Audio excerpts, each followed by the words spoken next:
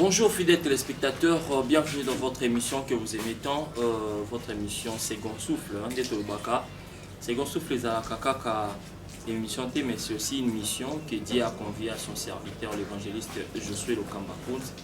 C'est grâce à lui que tous à Canada, Yakosola moi mingi na makambetali lingomba na Nzambe et tambusa minango neni mokili kokende pour la membre nyonso ya Église Mission Évangélique Maranatha à monde entier et à Congo démocratique. Mais comme Boyebi, jusque-là, dans la dernière émission, tout ça qui n'a pas que l'heure est tellement grave que Mokili est agité. Et agitation est aussi la tête. Nous continuons toujours dans le mode confinement. Et je na Congo. Donc, ce qu'on a mode de vie na biso, na ba passe na biso, nous sommes en cas de confinement. Mais malgré notre confinement, tu as mis l'évangile sur le Lokamba Kunz, où il y a biso, il y a un corona, il y a un peu de masque, ils sont obligés, c'est obligatoire. Mais là, c'est un parce que il y a des maladies. Pour que corona n'existe pas. Tu as bien raison, tu as bien raison, mais tu continues au sol parce que nous sommes déjà dans mois mususu les mois demain tout cela tu es nini oyo nzambe alobi to penza monsieur pas lobi na été nyos to weba katina émission na biso to pesi mbote Francis juste le kamba mbote pe bienvenue. Merci beaucoup mbote journaliste. To moni yo zawa mais corona zo frappé hein. Ouais. Corona zo frappé na Congo l'église na mo. Yo ki mon dimi l'église a vu corona. Ce qui a vu c'est que yo ziongo. Donc, Corona na Congo est aventure. Ah oui, Corona bakomi aventure, bakomi kosomba même batia kosomba, après sambongo comme ça bolo ba ibembe za ya beli Corona et puis obe la fièvre était. Na zalé na médecin moko. Na mutake bubila, adali asali 2 jours asala ba forte fièvre. Bon, abia ki akenda na 15 na bubila. Batie température 38 et demi. Alors zala wako kana to moni lokola eza mystique. Bon. Siko tango vandisa kama ko yaki ana baki mutaki mina. Ako na corona te bolo na vanda ba observer na corona so ndeni. Azongene ayesala examen na dispensaire muke. Ndeni siko na dispensaire bakangi malaria implicite. Bon, aux hommes on avait ce sont des aventuriers alors. Bon, balingi bazwa mbongo bazuko sa corona mais corona ezali. Bato bazuko fana yango mais bazo gravir awa na ndenge sakanate. Donc c'est pas normal ça. Voilà, c'est pas normal ça donc au moins andimi. On dit dans le sens que la maladie existe mais du moins ça ne peut pas nous atteindre nous les enfants de Dieu. Et surtout yo motozo ba nzambe ko joyauté. Ce que Dieu est long. Mais amen. Voilà, mais dis-moi pas nzambe nous sur solo pe ba okufa. Moi nzambe a solo okufa na ngote. Oui, il y a une différence. Moi nzambe en général na moi nzambe a solo. Oh, mais Bible le dans Psaume chapitre 34 verset 20. Totanga to na continuer kala. Ok, Psaume chapitre 34 verset 20 et le Biboye, le malheur atteint souvent les justes mais l'Éternel on délivre toujours. Ok. On comprend le sikoyo. Ah, yoka. Le malheur atteint souvent les justes mais l'Éternel on délivre toujours. Sikoyo. Tant nzambe le bibo. C'est que au cause de la juste, au cause de la mon nzambe, et quoi que zoyo, mais nzambe permettre que au kufifa délivrer. Soko kufi na ngose ko oza musumuki. OK. Ah voilà, il faut mettre les points sur les i. Et ça tento pas comme mafuta. Voilà. Donc liwa ezali pona mutu nyonso, mutu nyonso ko kufa. Mais mutu ko kufa na corona. Mais corona. Yo mwana na nzambe né de nouveau, non, tu as péché. Là, il y a un problème. Nabi, tu as un problème avec Dieu. Tu n'es pas en ordre avec Dieu. Au quoi qu'on belle on bika. Oyoki. Deuxième catégorie où bon, voilà première catégorie c'est le biso qui atteint 10 000 sommes dans l'antenne le bien 10 000 atteint 100 millions de personnes. Bakwe na gauche. 15 000 à droite. Et kotikala au kotanga te. OK. Ni. Deuxième catégorie ndio tolobike et kokiko zoyo mais ekobomote il faut bika ici. Mais surtout pour finir corona yomo na nzambe te la poto pa kolma sumu te ndenge zalaka et que muta kufi azalaki mutu mabe asalaki mabe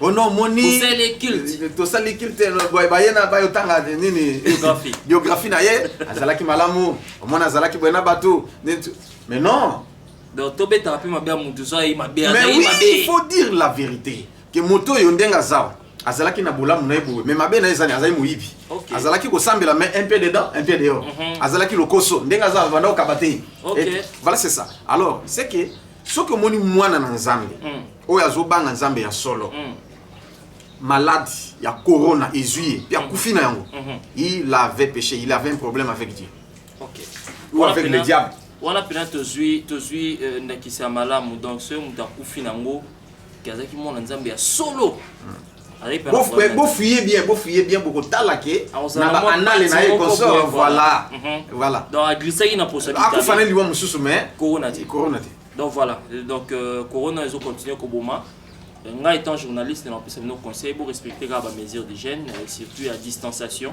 biso ezate journaliste nazolo baboy nazo insister soki nazo kata yo na so na katio na 5 bolimbisi boyoka distanciation hygiène Boris Johnson azwaki ndenge hein mais kutana na ba dirigeant msuba yaki na Prince Charles azwaki ndenge moi c'est premier ministre Canada azwaki ndenge et plus et autres standard à vie à bateau wana bakokani na bateau msusu yo zotambolo yo ka wa solo ba pepa wese a o le ka wa poubelle o le ka wa nini tout et voilà vie qui ba poussière mais sikoyo bateau bazo respecter kuna bazo kufe belé awa kutu bima kaka wa ndenge zo bima to vandi wat cameraman tant que caméra bateau bazazinga zinga na lati masque na lati ko na zela ba bango pena zela bango na za na masque ba kangani banda na bino moko bato bo filmer ti ndenge to zalewa nani oyo distanciation exact et respecter nanda ko ezali que toke na ba mapa msukuta 50 personnes dans le pont distance ezate bato bazola na salon ba msundi banda ba veranda plein boloba distance ezate nana beli corona ata ba kingasani kuna yoki mutu moko ni va kingasani ba bibwa bani tuke o ba famille nyonso ba beli corona pona oya bimaki azongi na corona to atteindre pic na Kinshasa wa to kama na 100 et l'autre na zolo baboye bazali ko sala nyonso bazwande mbongo bon evangeliste je suis Mikolo ba pesi ba loi bazo kanga ba journaliste pam ah ozolo ba maramuzo temela mboka ba kanga pamba bandeko ezo engagé evangeliste je suis le kamba pas moi yo za journaliste moi j'ai posé des questions simples na tout na bi corona ça lola lobi ngai mwana etani ngati ngana sengaki bouc émissaire na bango bazwa ngai batmenga na cinquantenaire na ngaliema ba autorisé na bonde la pona bango est-ce que nanya na lekiti na ba média ti na TV na leki na bien senga que lo mokwana baki bato sambeli pona bango ba bigi na corona web vidéo na bango OK bon ça va bozolanda bino bana na ngai obiki na corona to bondelaki tindela journaliste vidéo tinda yango vidéo akolanda yango voilà c'est ça parce que les gens on a besoin bande balandi arbitre abaki soki kamwara a douter nango a che carré tout le monde OK ngai naza journaliste na ngaka polele tant que na monité na kondima te donc soki ebi ko biga ina corona mon sala nzama bondela pour na yo envoie-nous les vidéos tinda yango tout le monde alaini pour te confirmer na bateau msupe ba batetu amen donc et ça bon mais vrai je suis tout ça qui na la délivrance des envoûtements sataniques et que comment la délivrance du point de vue financier l'église zo que ne 2 mois tout ça mbela la susciter pas d'activité nga likambo epesa va passer on mona pasteur moi tu vas voir mutabi kope sili et ben je suis vivre nini pour l'église ezate yes alors pour votre na mwana OK merci on vivre nini c'est une belle question je ne dépends pas de ces gouvernements vi na ngande na zao na mwasi na ngai na bana na église nzambe toujours dépendre na gouvernement oyo te ya Batisekedi na gouvernement ba Kabila ni na gouvernement congolais ni na gouvernement ya Macron ni na gouvernement ya Trump gouvernement ya ce qui y a nani ya Boris Johnson gouvernement belge tout sur la simple na lobi attends c'est ça na zo dépendre na gouvernement oyo te je dépends du gouvernement céleste. Donc tout ce que moi j'ai, tout ce que je vis, c'est le ciel. Parce que la Bible dit dans Jean chapitre 3 verset 27. Bon, toi avancer. Jean chapitre 3 verset 27. Jean chapitre 3 verset 27. Le verset 27. Jean répondit. Un homme ne peut recevoir que ce qui lui a été donné du ciel. Oyoki sikoyo. Sukatawan. Oyoki que un homme ne peut recevoir que ce qui lui a été donné du ciel. Donc ndenge to zalibo, même non comme mokonzi, ndenge tseka de mokonzi. Oyo toute autorité vient de Dieu. Atako ozala mongamba, ozala nani, ata ozwa mbongo. Donc c'est le ciel qui décide. Malem. Alors si tout ce que moi je paye en avoir, ça vient que des cieux. Bato ba contacter na gouvernement, ba contacter na gouvernement kasavu. Ti ba kufa, ba musuti lelo ba kuma ba pauvre. Écoutez, ba musuti ba contacter na gouvernement ya Lumumba, gouvernement Mobutu. Ti lelo, mboke ko bonga, tozela boko mona. Ti lelo. Ba contacter na gouvernement musée, ba soit déception. Ba contacter na gouvernement ya Kabila oyo, akora mbudi, nini tu consort et l'autre côté. Ba contacter na gouvernement ya Tshisekedi et l'autre côté. Na ebisio que compter na ciel. So mon togoza na côté. Bon. Mais dans le but, tout ce que j'ai pu en avoir, ça vient que d'ici. Donc, sur le ciel, c'est ici. Mais nous avons mis Pessinga dans le zéla Moutou. Est-ce que le gouvernement congolais nous a je suis congolais. Est-ce que Moutou Kanangai, gouvernement congolais nous a fait ça? Président Nonan. Président Nonan. Président Nangaye Zayesu, président de Congo. Oui, Congo c'est Félix Tshisekedi Tshilombo. Merci beaucoup. Donc malgré tout, on a quand même président ya Mokonzi Nangaye. Pour nous bota mais bota ba Congo tout ça Sangoule ezara ya Congo. Donc oui, aux dépend de gouvernement congolais avant. Non, là je te contredis. Oui. Parce que le gouvernement congolais, il est sakangate, il a sakangate, il fout sakangate et ça là le côté pour Nangaye. Mais oui. Vous avez content de bailler dans tout le monde. Wow. Non, là, toi avancer. Merci beaucoup. Toi avancer, donc voilà, c'est la chose. Ce qui obtient et lui qui a le gouvernement ya Mokilo, on la décide au coup pauvre. Parce que le gouvernement ya Mokilo, il a propre intérêt ya bango, il y a bassi na bango, il y a parti politique na bango. Ils ont ni cœur, ni foi, sans loi, ni foi. Ce sont des gens sans cœur.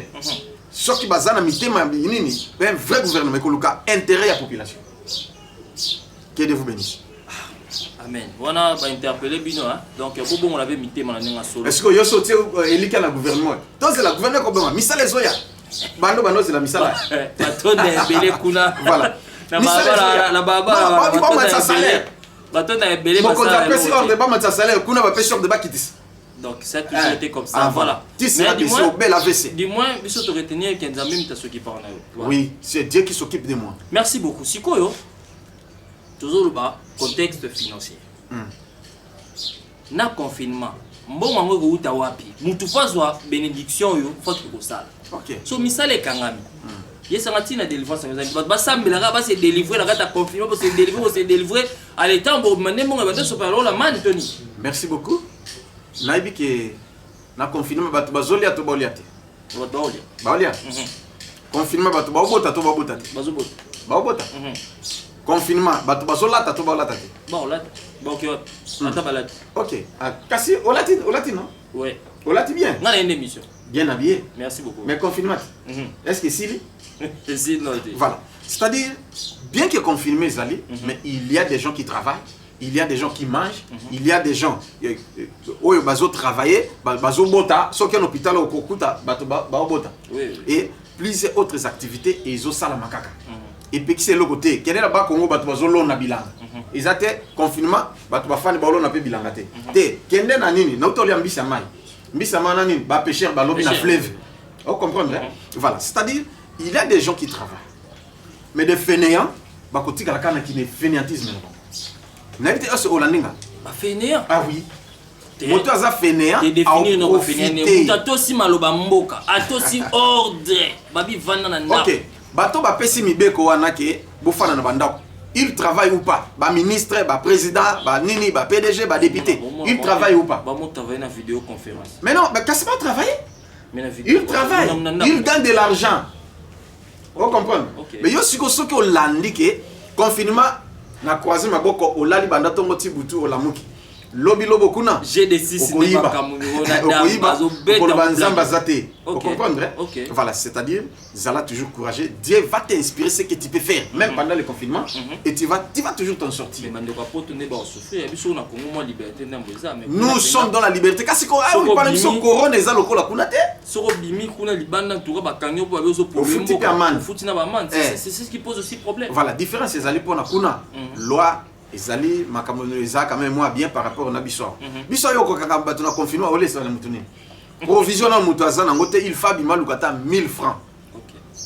Pona aluka moyen asalata mama ya lobo ata poto alia. Parce que yo kanye na ndaka panda même 1 franc ezaki. Oh ozoma mais na poto c'est le contraire. Vous comprenez?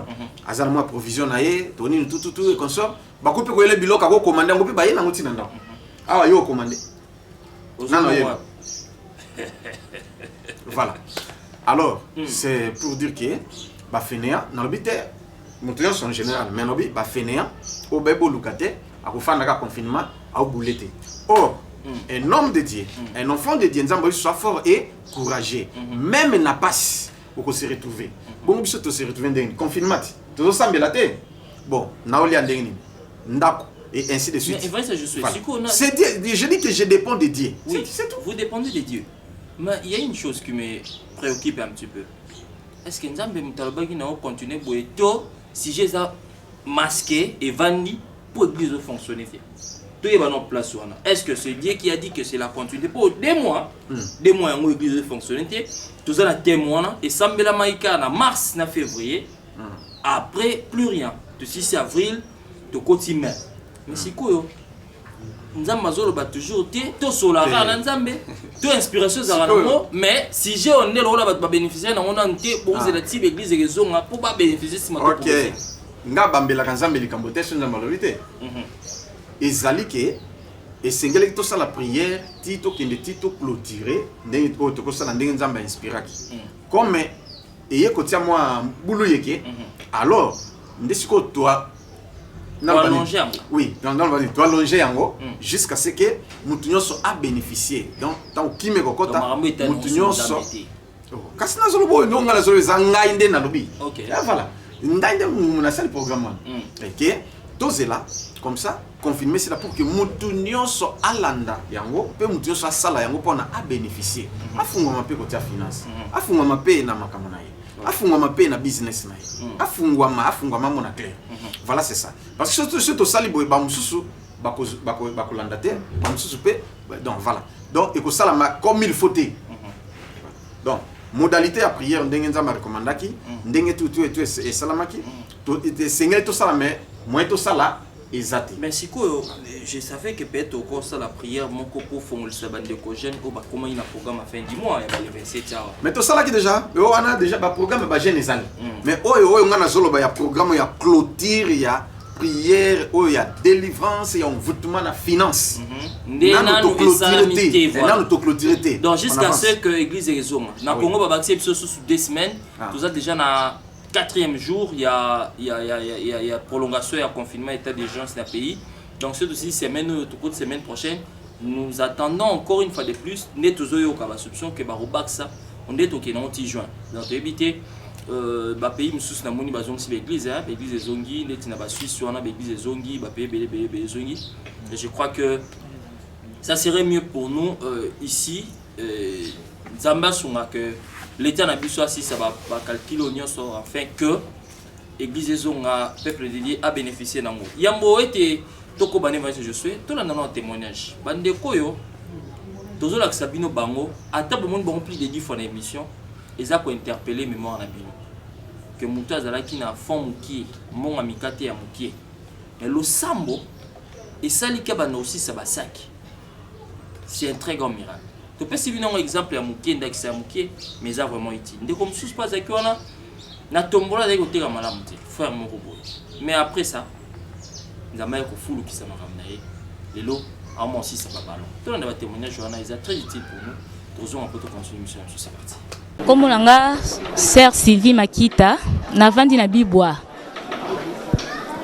Bon, liboso nazaka côté ka bien té.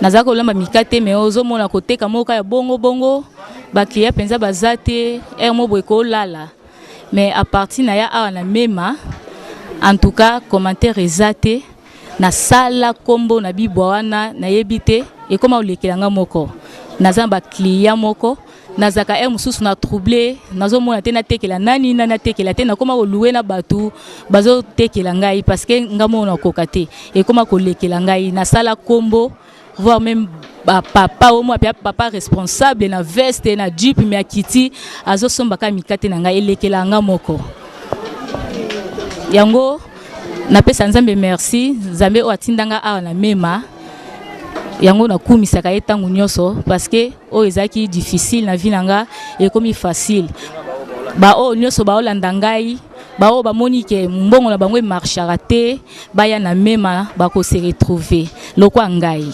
mbongo yango na sali une année na blocage na bandai ko sira mbongo liboso mais na mambo boye comprendre blocage yeli ngai merci aussi ba mbongo te na tekaka na fongola tombola na gambela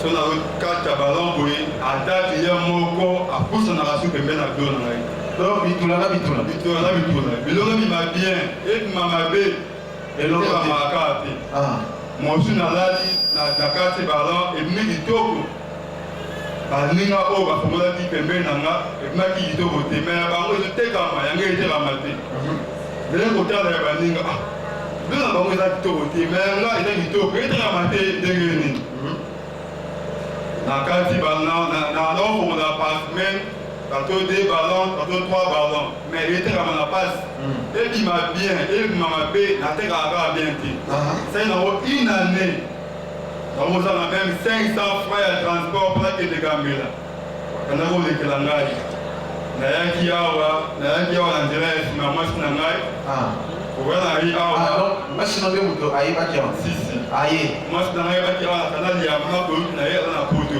mama kolutu mwasi aza na poto natindaki awa nde koyala ye awa toyaki ntayambaki ngai frère Patrick na paster Didier tosololaki oseke tosolola na bandi bapriere awa osenga meki nazosambela naya bapriere blocage eza kaka nazosambela nazoya bapriere awa de lundi mercredi vendredi na dimanche kanda kosala bapriere te nazoya osenga meki nasambela blocage ezokontinue na mais nga aloki l'église pour les gens qui ont dit que tel n'est pas un bon monté, n'a pas fondamenté, n'a pas été quand même, n'a pas été un bon monté. Si on a une bombe, 50 000, quand on a une journée, on a réussi à la comprendre. Moi, qu'est-ce que tu as dans le ni en fait, si l'on a mon pipe. Si on a une bombe, on a une bombe qui est demandée, on réussit à la comprendre. Pas la négocier là, soit la négocier là, bon, il y a une aussi là. Sera baba biki bongo pe skili. Sona zika mbongo ba kwa bela. No fana go bela kwa ina ba depasa ba kisi, ba depasa ma mbele be na si mbongo. Twane ko lela. Nanga ze awa na lela nzambe na sunga ngai. Siko ba mite no funga bito de yo témoigner. Ça c'est le problème da mukuse po de marche na pasteur za mulali. Oui. Sona banja ngo atogala. Akata ya mukuse. Yesu bolo. Kuyana ye zaina lendi ngo nakata ki ballon, nakata ki deux ballons ya polo blanc na polo couleur. Nakati ballon. Na faye na ngoti pokwa. Na tera libenti.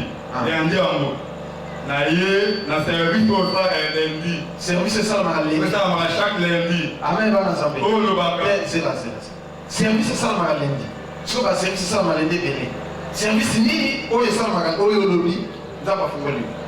Oyo ezalaki ya ezalaki na problème oyo baka oyo aza na posa ya oyo aza na posa ya pardon oyo na 5 000 francs 10 dollars 5 dollars aya na boni na pona ye akomona mira service ya bongo loba meba na zambe même kaso ko na service nini bongo ça va fungola nini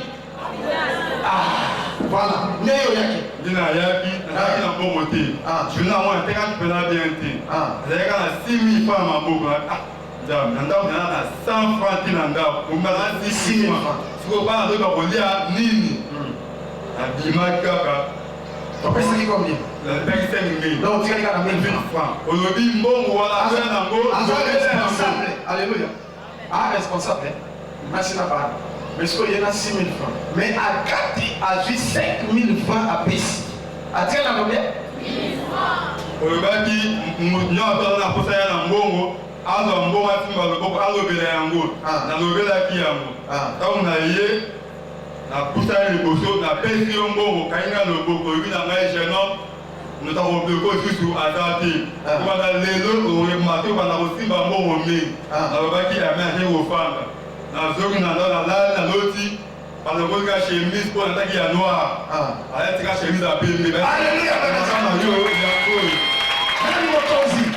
Est-ce que aujourd'hui comme la maison qui se passait donc à aussi maloba ebimi des jeunes hommes pendant le mosali nini moka bloquer les sous à sa tête pour pas aussi manini dans la zone à l'autre à l'attaque chemise à nini maloba ya ko balati chemise à nini.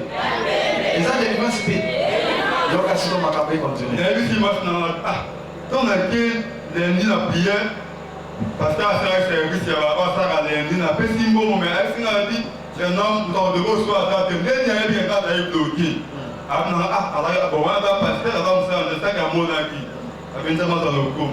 Papa, comment on a lundi, on a dit les lots. On a qu'au fond, on a par semaine, 2 ballons, 3 ballons à passe. On a qu'on vient à Ninga, on a fond, on a été comme on a été gâté. Parce qu'il est là, à Ninga, on a fait un gars. Alléluia! Par semaine, on a 2 ballons, 3 ballons à passe. Quand on a fini, on a fait un bon, on a dit qu'il n'a pas été, mais les autres, on a 12 ballons par semaine.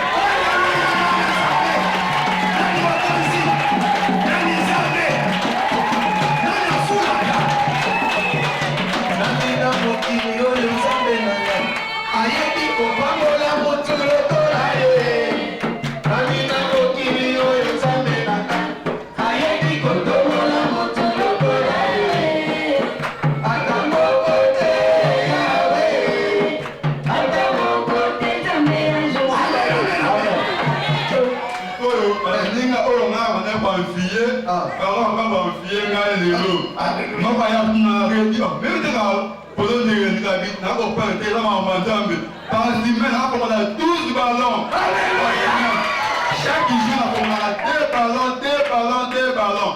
Où est-ce que ça va bien là, c'est Kaka. Alléluia, voilà, on s'en met là, message non ni kwa na bato nyonso bateka ka bazo fumana. Vraiment la bengi bango o na bondima parce que ngata bondima. Parce que ça bondima au moins bikama ti. So ko se bondima no au moins bikama. O ça va problème mbongo aya akomona o ta ma osala pona yi. Aya akomona o nzambe akosala pona yi. Et voilà, merci beaucoup et moi c'est Josué.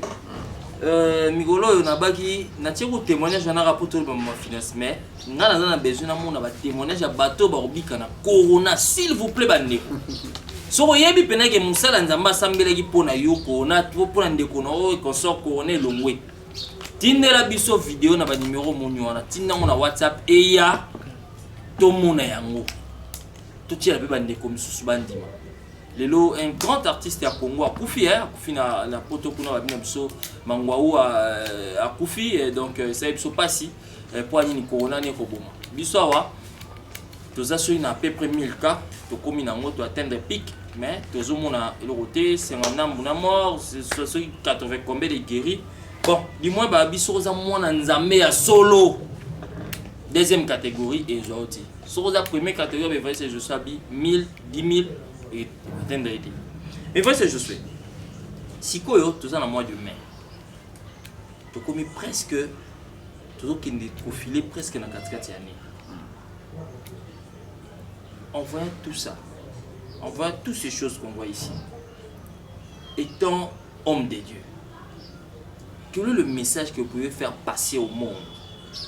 Na makambo isolé que la mokili na mitso agitation za partout boy bamsuba kolobao c'est la fin du monde bamsuba kolobao te en tout cas nyonso yesa lobaki kokisami na yebite yo za musala nzambe bate bele ba otalo balanda ka yo bandimela mamolo baka mais est-ce que vous avez un message moko to avertissement moko to eloko moko ko expliciter na bato o ba otala? Merci beaucoup. ekozanga te likamba koloba pona bana nzambe balanda eloko na zoloba ki bana nzambe bozala troublé te parce que Yesu asalobaki na Jean chapitre 14 verset 1 obi bomi tungisana eloko te que votre cœur ne se trouble point croyez en Dieu et croyez en Jésus Hollande ce phrase c'est-à-dire il y a des gens qui viendront vous troubler en ces temps de la fin oh moni mukola le 8 et cause à la fin du monde ni tout c'est là moli le kokota kopel c'est pas bougie j'avais déjà dit que ce sont des escrocs des faux prophètes ne suivez pas leurs instructions ni même leurs visions et consorts et ne paniquez même pas et balobaki les 11 et les 14 et cause à la nous ne croyez même pas à ces choses ce sont des menteurs des faux prophètes des antichrists la vie continue et continuera toujours mais encore na zolo voilà na bien tant que enlèvement dans les salamités 666 non babeti batouté mutu soki aye akoyisa non babandi akobeta ba 666 na ba front na banimi nalbi c'est contre la parole et lobi bongo te tokoya pona to ya ko décortiquer na ba émission mususu to la kisabino l'enlèvement et puis quand est-ce que diable ya kobima pona babeta batu caché à 666 onyo soto ezalaka ba signe du temps de la fin ba technologie na bon ba sala tout ne paniquez pas, ce sont des faux prophètes, je vous dis franchement. Ceux qui vont au pis, bâtir ah, pour na nini tout. Ils ont caché 666 té. Yango pis yango na pe ba ko longola yango. Oh 666 soko zo ko longola nango té. Nete so comprendre. C'est pas qui pour na Obama care d'être venir aux États-Unis pour na.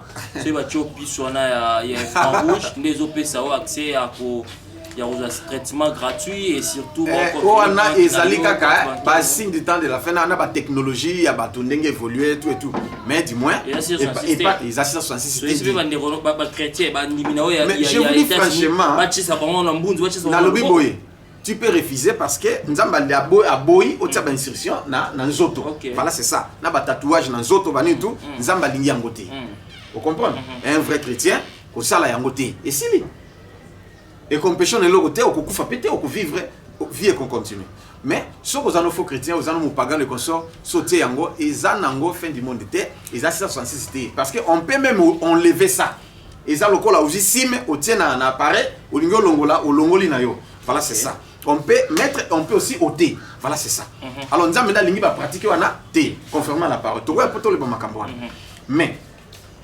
ndenge tozali boy la vie continue parce que ba signe du temps de la fin et c'est mon année, ainsi de suite, tout. Et là, on dit toujours, c'est l'enlèvement. Ce qui enlèvement est salami. Tant que tu as la parole, zali, le prédicateur bazali, et la Bible zali, il y a bien que enlèvement salami non, fin du monde non yé, té. Pourquoi pasteur ou tika la Bible, tika non pega. Bible ko salati. Elimo. Parce que parole le bien. Il y a une envie que Tokoyato parler émission spécialement sur ça.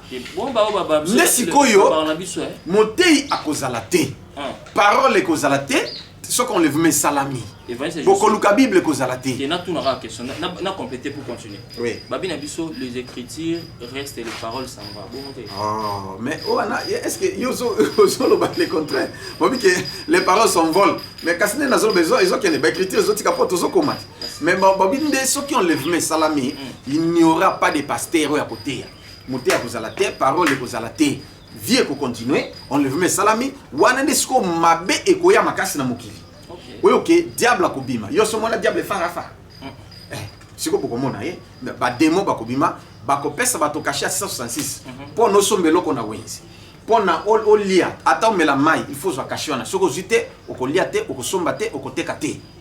Ozo comprendre ce comme ça na ba bola ba ozala la bango malgré époque. Même époque yango ba riche ba pauvre ba kozala vie ko continuer ba to ba ko bala ba ko bota. Ah oui. Mais n'est pas sindé et kozala makasi parce que grâce à Jésus au nom de Jésus kozala suscité. Mutakote yape a kozala te. Voilà et nalobi en résumé parce que pour tous on a si jeune abiso vie ko continuer. Vous comprenez ce que biso donc pendant 1000 ans, pendant 1000 ans.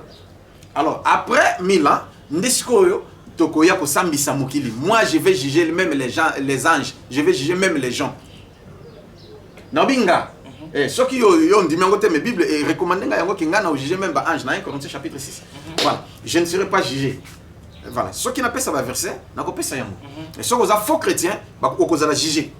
Mais nga na za vrai chrétien, un vrai chrétien. Voilà. Alors, yango moni pe soki mutu aye koloba lisusu nazo insister pe na insister kana place soko moni mutu ata kufaki asekwi to pe azo vivre mais nzama mena au-delà et ainsi de suite na ba fausse vision na ye aye koloba ke na kendeki na lufelu na kuti lwa makiat na kuti Mobutu na kuti Tabulei na kuti Pepe Kale na lufelu ba souffrir aza escroc aza revers aza fausse prophétie fausse vision et verset Josué. Mais je vous dis franchement,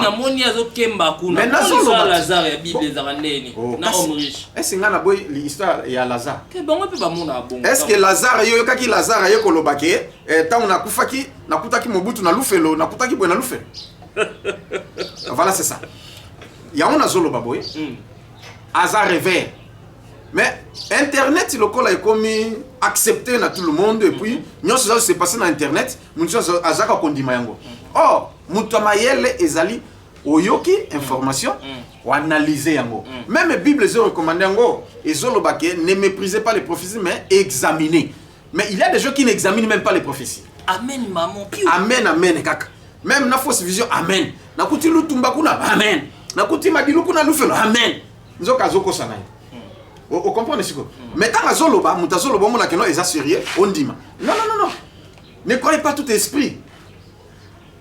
Mutu soki aya ko bisako en tout cas na kene ki na kutale moloto na ciel yena yena kama na paradis et tout ko abi aza lukuta à 100%. Pourquoi là? OK, parce que na lufelu il n'y a personne jusqu'à présent.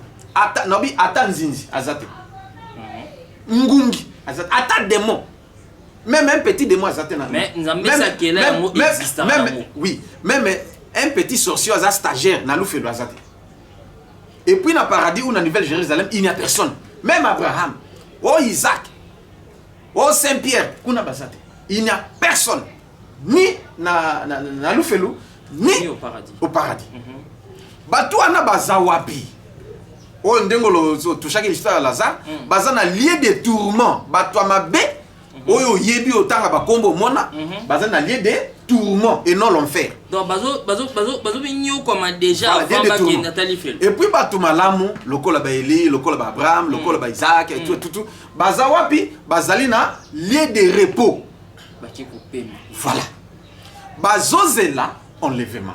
Ce qu'on le met salami, bateau bakufa kala ya bien. Na biso bateau malamu, to sangani toke. Et après 1000 ans, nde tokoya. Voilà, tant au jugement dernier et salami. Dernière résurrection et salami, 19 salami, nde nzambe dernière résurrection nous le baba. Il y aura des résurrections. La première résurrection, c'est la résurrection des saints. C'est-à-dire, bakufa et tant au trompette beti, nde tozo c'est la siko. Ata siko so trompette. Voilà premièrement par mort en Christ. Na biso bato toza en Christ vivant, toza transformé en un clé d'air, toqué dans les airs pour na 1000 ans. Voilà de vie et continuer Satan à kobeta 66 tout. Vous comprenez? Deuxième résurrection, nde siko yo jugement dernier. Donc batata mutumaba kufa kata na maya soko wapi nde boyeko c'est quoi? Allez, boyeko passer na jugement. Okay. Vous comprenez ce que voilà c'est ça. Alors dans le jugement dernier et sili nzambe a vu Satan na ba démon na ba tunyo somona na bazalaki na batu mabe wana na lufelo wow eso landi OK biso batu malam na Nouvelle Jérusalem o nzamba kotonga o mabelote mais ya siko nzamba kotonga na ville sika nde to koti ko to fandi wow est-ce que vous comprenez ce que amen. Mais pourquoi s'aimer la confusion dans la tête des gens? Il y a quoi anticiper ma kamoké? Non, oh, il y a déjà la fin du monde. Oh, il y a déjà la fin du monde. Au moins mais déjà. Pourquoi il y a ça enlevé à l'imoité? On lève maintenant les salamités. Il y a l'imoité, mais il y a un sabatou. Il y a l'église, comme on a eu ce tout. Non, là, il faut les chrétiens, beaux à la mire. Parce qu'il y a l'immaturité. Ephésiens chapitre 4, il faut parvenir à l'unité de la foi, parvenir même à la connaissance parfaite de Christ. Et puis, bandimi, basalanine, bakola, voilà, c'est ça, bakola, basala mur. Voilà, donc va mûrir au moins la connaissance. Que moto aya ko troubler oté. Hein? Voilà. Na ba faux enseignement, na ba fausse prophétie, na ba fausse vision, na ba faux témoignage. Natuni boy. Natuni. Ouais. Moi des maisons qui sont aussi là. Pourquoi mes amis? Merci beaucoup. mois de mai, oyo, tous en a gêné à 3 jours. Ouais. Et ça vient à biso. Bon. Pour la maman na église, ouais, maman na église, le 25. Oh, tout ça mais la micro non so. Ah, bah c'est pas convoqué. Ba convoqué kingai ba salinga loko. Mais bazo pekisa batu balobi na koti kate tout ça mais na biso. Bandi obalani. So ba kanga yawa e komi o bande robo sunga omoni azoboyo to sa mibeko ata binomo. Bon, sikoyo na lo baboy. Culte. Ndenge senge to tie ba drumba ni to sala ngote.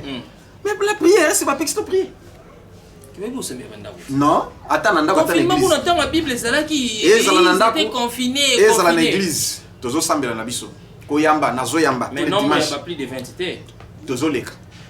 Kasi na le ba vérité na kosa pourquoi na kosa. Ba maman, to benga ka maman sikoy botu na ye, bazalaki na ba veiller na bango, ya chaque jour bazalaki combien? Plus. Allez, comme pas na biso plus parce qu'on a le bani. Na no pixel. Voilà. Na lobi boye. Ba maman ya église. Jeûne 3 jours, les 25, les 26, les 27, 3 jours. Mais il y a moi. Et ça maman ya potokuna, et ça maman boza libanda. Programme neza. Non. On est pour na maman. Ya awa non. Ya awa. Merci beaucoup toko. Mais pour na biso ba papa, na ba frère, na ba tu nyonso ya poto. Biso tozo banda les 29, les 30, les 31, 3 jours. Vous comprenez? Wana jeûne et prière to banakolia 17h. OK. 17h. Au lieu lo konsoto link. Bonde la nzambe. On vutuma elongwana vina yo. Bon vutuma etika richesse na yo. Etika ba chance na yo, etika musala na yo, etika foyer na yo. On vutuma odon ozala présent libre. Oyo Bible zolba que si le fils de Dieu vous a franchi, vous serez réellement libre. Ou se sentir que non, je suis libre. Voilà. Ndé to ça la prière wana.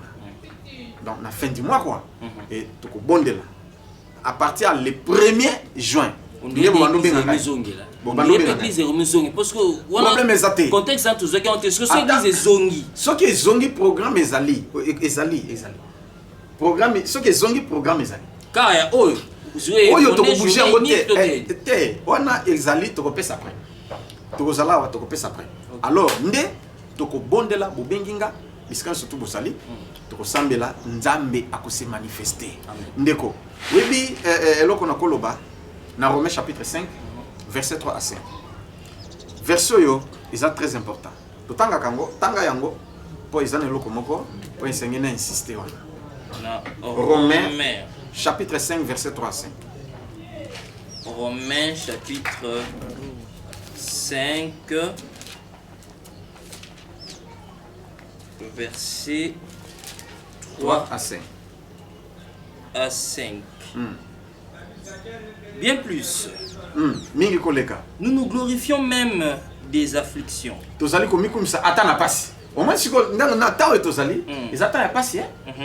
Mais la capacité. Sachant que l'affliction produit la persévérance. Ah oui, ok. Pas si à persévérer, même dans la prière, même na koluka, même na nyosomuta persévérer.